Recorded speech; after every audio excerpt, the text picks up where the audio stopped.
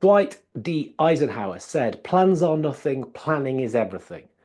If you haven't heard that before, you think, well, that doesn't really make any sense. But then when you look into it, it makes a ton of sense. From a military general and a US president. Planning is a process. It's something that we go through because it helps us think.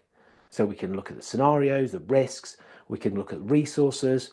It helps out of the way in which we get our head around stuff. So then it means we can adapt.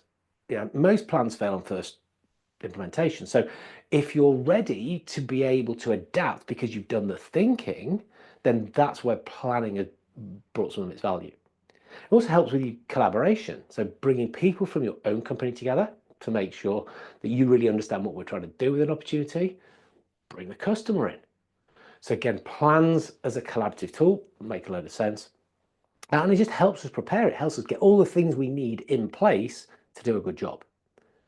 So from an account planning point of view, very quick structure that I can share. There's different versions of this.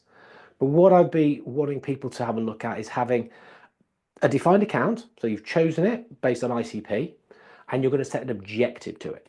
Yeah, what are you trying to achieve there? A smart objective, because that gives us something to aim at. Okay, something to aim at, we can start to work out what are the steps. But there's things which are going to have an impact on those steps. One of those is people. So DMU stands for Decision Making Unit. Decision makers, the stakeholders, the people that come together who are going to have some kind of influence on that decision. We want to understand who they are, what they care about, how we need to influence them, information we need to get to them, how close we are, a whole bunch of things about understanding the people side. I like SWOT, been around a long time, but it's a goodie. Yeah, strengths, weaknesses, opportunities, threats. Where salespeople can get a massive advantage is by doing a MegaSWOT. So you do it from your own perspective, but then you go and put yourself in the customer's shoes. So you pretend that you're them, working for them, going into their market, trying to sell their products, undertaking their problems. When you do a SWOT from that angle, you learn more stuff so that you can then go and talk to them about that.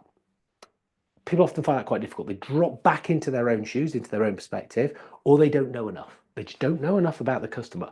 And that's a red flag anyway. That's something that should set the alarm bells going, and we know we need to do something about it. We think about our competition, our direct competitors, but also the broader competition. So if the competition or competitor for Coca-Cola is Pepsi, the competition for Coca-Cola is other soft drinks. It could be beer, water, tea, coffee.